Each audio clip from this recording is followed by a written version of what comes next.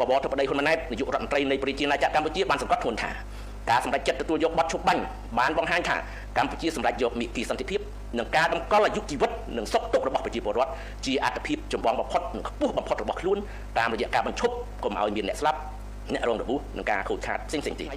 អ្នកនាំពាក្យរាជរដ្ឋាភិបាលសូមជម្រាបជូនបងប្អូនជនរួមជាតិអំពីគុណតម្លៃនៃសន្តិភាពដែលកម្ពុជាខិតខំការពារនិងធ្វើឲ្យពិភពលោកនឹកដល់កម្ពុជាភ្លាមនៅពេលនិយាយពីសន្តិភាពសម្ដេចមហាបវរធិបតីហ៊ុនម៉ាណែតនាយករដ្ឋមន្ត្រីនៃប្រជាណាចក្រកម្ពុជាបានទទួលការអញ្ជើញជាផ្លូវការពីអាយដាមដូណាល់ត្រាំប្រធានាធិបតីសហរដ្ឋអាមេរិកឲ្យកម្ពុជាចូលជារដ្ឋសមាជិកស្ថាបនិកនិងជាភាគីនៃធម្មនុញ្ញរបស់ក្រុមប្រឹក្សាសន្តិភាពក្នុងលិខិតចុះថ្ងៃ16ខែមករាឆ្នាំ2026អាយដាមប្រធានាធិបតីដូណាល់ត្រាំបានគូបញ្ជាក់ថ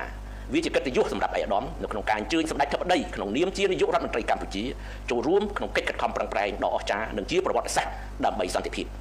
អាយដាមប្រធានាធិបតីដូណាល់ត្រាំបានគូបញ្ជាក់ទៀតថាក្នុងនាមជាប្រធានក្រុមប្រឹក្សាភិបាលនៃក្រុមប្រឹក្សាសន្តិភាពអាយដាមសូមអញ្ជើញជាផ្លូវការប្រជាណាចក្រកម្ពុជាចូលជារដ្ឋសមាជិកស្ថាបនិកនៃក្រុមប្រឹក្សាសន្តិភាពនិងជាភាគីនៃធម្មនុញ្ញរបស់ក្រុមប្រឹក្សាសន្តិភាពដែលមានរូបសម្ដេចធិបតីផ្ទាល់ជាតំណាងត្រង់ចំណុចនេះអ្នកនាំពាក្យរាជរដ្ឋាភិបាលសូមកត់សម្គាល់ថាលិខិតអញ្ជើញផ្លូវការរបស់ប្រធានាធិបតីដូណាល់ត្រាំឲ្យកម្ពុជាចូលជារដ្ឋសមាជិកស្ថាបនិកនិងជាភាគីនៃធម្មនុញ្ញរបស់ក្រុមប្រឹក្សាសន្តិភាពគឺជាកិត្តិយសធំធេងមួយសម្រាប់កម្ពុជានៅត្រង់ថាបើទោះបីជាកម្ពុជាគឺជាប្រទេសតូចក៏ពិតមែនប៉ុន្តែពិភពលោកនឹកឃើញកម្ពុជាភ្លាមនៅពេលដែលគេនិយាយពីសន្តិភាពនេះសបញ្ជាក់អំពីគុណតម្លៃសន្តិភាពដែលថ្នាក់ដឹកនាំរបស់កម្ពុជាគឺសម្ដេចតេជោហ៊ុនសែនអតីតនាយករដ្ឋមន្ត្រីនិងជាស្ថាបនិកនិងប្រតិបត្តិការសន្តិភាពក៏ដូចជាអិសរាជជនរៀមច្បងដទៃទៀតបានតស៊ូនិងលះបង់យ៉ាងខ្ពស់បំផុតដើម្បីទទួលបានសន្តិភាពពេញលេញសម្រាប់ប្រទេសជាតិនិងប្រជាពលរដ្ឋខ្មែរសម្ដេចធិបតីហ៊ុនម៉ាណែតនាយករដ្ឋមន្ត្រីបច្ចុប្បន្នគឺជាអ្នកបន្តឈរការពារយ៉ាងបដូរផ្ដាច់នៅសន្តិភាពនិងចាត់ទុកសន្តិភាពជាអត្ថប្រយោជន៍ចម្បងមួយរបស់រាជរដ្ឋាភិបាល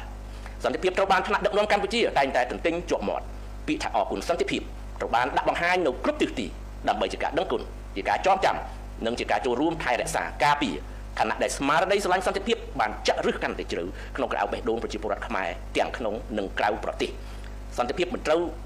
ឹមតែត្រូវបានចាត់ទុកថាមានសារៈសំខាន់សម្រាប់ប្រទេសជាតិនិងប្រជាពលរដ្ឋខ្មែរប៉ុណ្ណោះទេក៏ប៉ុន្តែថ្នាក់ដឹកនាំកម្ពុជាបានចាត់ទុកសន្តិភាពជាមូលដ្ឋានគ្រឹះមិនអាចខ្វះបានសម្រាប់ស្ថិរភាពតំបន់និងពិភពលោកទាំងមូលក្នុងន័យនេះហើយដែលថ្នាក់ដឹកនាំកម្ពុជាជាពិសេសសម្ដេចតេជោហ៊ុនសែននិងសម្ដេចធិបតីហ៊ុនម៉ាណែតតែងតែចែករំលែកអំពីទស្សនៈទានសន្តិភាពនិងនយោបាយឈ្នះឈ្នះដល់ពិភពលោកតាមរយៈវេទិកាអន្តរជាតិជាច្រើនក្នុងរយៈពេលជិត3ទសវត្សរ៍ចុងក្រោយនេះគឺជាហេតុផលដែលធ្វើឲ្យកម្ពុជាធ្វើឲ្យសន្តិភាពក្លាយជាអត្តសញ្ញាណរបស់កម្ពុជាក្នុងសម័យទំនើបនេះដោយមិនអាចប្រកែកបានកិច្ចខិតខំប្រឹងប្រែងនិងការលះបង់របស់ថ្នាក់ដឹកនាំកម្ពុជាដើម្បីសន្តិភាពនិងការពារអាយុជីវិតរបស់ប្រជាពលរដ្ឋកម្ពុជាត្រូវបានពិភពលោកទទួលស្គាល់យ៉ាងទូលំទូលាយចុងក្រោយនេះនៅពេលដែលកម្ពុជាទទួលរងការវាយប្រហារប្រដាប់អាវុធដោយបំពានមកលើដែនអធិបតេយ្យភាពរបស់ខ្លួនពីសំណាក់កងទាហានថៃស្មារតីសន្តិភាពក៏បានផុសទៅដែនឡើងពីសំណាក់ថ្នាក់ដឹកនាំកម្ពុជាក៏ដូចជាប្រជាពលរដ្ឋខ្មែរនៅគ្រប់ទិសទីពាក្យថាកម្ពុជាត្រូវការសន្តិភាពCambodia need peace បានលាន់លឺនៅគ្រប់ទិសទីនិងបានទាក់ទាញចំណាប់អារម្មណ៍នៃដឹកនាំពិភពលោកឲ្យចោលកសែភ្នែកមកមើលប្រទេសដ៏តូចមួយនេះដែលកំពុងឈរការពារបុព្វហេតុសន្តិភាពយ៉ាងសកម្មជាលទ្ធផលកិច្ចព្រមព្រៀងជប់បាញ់ថ្ងៃទី28ខែកក្កដាឆ្នាំ2025សេចក្តីថ្លែងការណ៍រួមស្តីពីកិច្ចព្រមព្រៀងសន្តិភាពទីក្រុងកូឡាឡាំពួរថ្ងៃ26ខែតុលាឆ្នាំ2025និងសេចក្តីប្រកាសរួមនៃកិច្ចប្រជុំពិសេសលើកទី3នៃគណៈកម្មាធិការព្រំដែនទូទៅ GBC ថ្ងៃទី27ខែធ្នូឆ្នាំ2025ដែលផ្ដល់កំណើតដល់បទឈប់បាញ់ជាលើកទី2សុទ្ធសឹងតែជាផ្លែផ្កានៃកិច្ចខំប្រឹងប្រែងក្នុងស្មារតីស្រឡាញ់សន្តិភាពការពារសន្តិភាពរបស់ថ្នាក់ដឹកនាំកម្ពុជាក្រោមការជួយជ្រោមជ្រែងពីសហគមន៍អន្តរជាតិជាពិសេសសហរដ្ឋអាមេរិកសាធារណរដ្ឋប្រជាមានិតចិននិងម៉ាឡេស៊ីក្នុងនាមជាប្រធានបដូវវេនអាស៊ានឆ្នាំ2025ក្នុងសារទៅកាន់ប្រជាពលរដ្ឋកាលពីថ្ងៃទី29ធ្នូឆ្នាំ2025សម្ដេចមហាបវរធិបតីហ៊ុនម៉ាណែតនាយករដ្ឋមន្ត្រីនៃប្រជាណាចក្រកម្ពុជាបានសង្កត់ធ្ងន់ថាការសម្រេចចិត្តទទួលយកបទឈប់បាញ់បានបង្ហាញថាកម្ពុជាសម្រេចយកនីតិសន្តិភាពនិងការតម្កល់អាយុជីវិតនិងសុខទុក្ខរបស់ប្រជាពលរដ្ឋជាអត្ថប្រយោជន៍ចម្បងបំផុតនិងខ្ពស់បំផុតរបស់ខ្លួនតាមរយៈការបញ្ឈប់កុំឲ្យមានអ្នកស្លាប់អ្នករងរបួសនិងការខូចខាតផ្សេងៗទៀតចំណែកសម្ដេចអគ្គមហាសេនាបតីតេជោហ៊ុនសែនប្រធានព្រឹទ្ធសភានិងជាប្រធានគណៈបកប្រជាជនកម្ពុជាបានគូបញ្ជាក់ក្នុងសារឧទ្ទិសដល់ខួប47ឆ្នាំទិវាជ័យជំនះ7មករាថា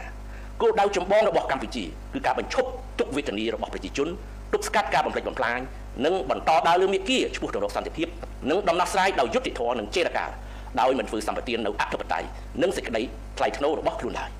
នេះសបញ្ជាក់ច្បាស់ថា ទោះបីជាស្ថិតក្នុងកលៈទេសៈណាក៏ដោយក៏ថ្នាក់ដឹកនាំកម្ពុជានៅតែឈរការពារសន្តិភាពនិងការពារអាយុជីវិតប្រជាពលរដ្ឋតាមរយៈការជ្រើសរើសជំរឿសសន្តិភាពដើម្បីដោះស្រាយបញ្ហាដែលធ្វើឲ្យកម្ពុជាក្លាយជានិមិត្តរូបនៃការការពារសន្តិភាពហើយពិភពលោកមិនអាចមើលរំលងបានអ្នកនាំពាក្យរាជរដ្ឋាភិបាលសូមបញ្ជាក់ជូនជាថ្មីថាក្នុងនាមជាប្រទេសស្រឡាញ់សន្តិភាពកម្ពុជាបញ្ជាក់ជាថ្មីនូវការបដិញ្ញាចិត្តយ៉ាងខ្ជាប់ខ្ជួនក្នុងការគោរពបទជុបបាញ់និងគ្រប់ចំណុចទាំងអស់ដែលមានចែងក្នុងសេចក្តីប្រកាសរួមថ្ងៃទី27ខែធ្នូឆ្នាំ2025និងកិច្ចព្រមព្រៀងដទៃទៀតកម្ពុជាប្រកាន់ខ្ជាប់ក្នុងការដោះស្រាយបញ្ហាព្រំដែនជាមួយប្រទេសថៃដោយសន្តិវិធីនិងស្របតាមច្បាប់អន្តរជាតិនិងកិច្ចព្រមព្រៀងដែលមានស្រាប់កម្ពុជាប្រកាន់ជំហរម៉ឺងម៉ាត់ក្នុងការការពារខ្សែព្រំដែនអន្តរជាតិកម្ពុជាថៃ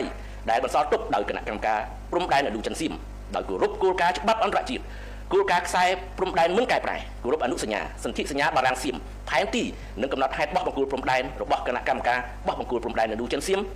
ព្រមទាំងកិច្ចព្រមព្រៀងនិងឯកសារពាក់ព័ន្ធនានាដែលភាគីទាំងពីរបានឯកភាពគ្នាកាលពីពេលកន្លងមកកម្ពុជាមិនទទួលស្គាល់នឹងការកែប្រែខ្សែព្រំដែនណាមួយដែលកើតចេញពីការប្រើកម្លាំងនោះឡើយសូមអរគុណនិងសូមគោរពលាតែប៉ុណ្ណេះបាទ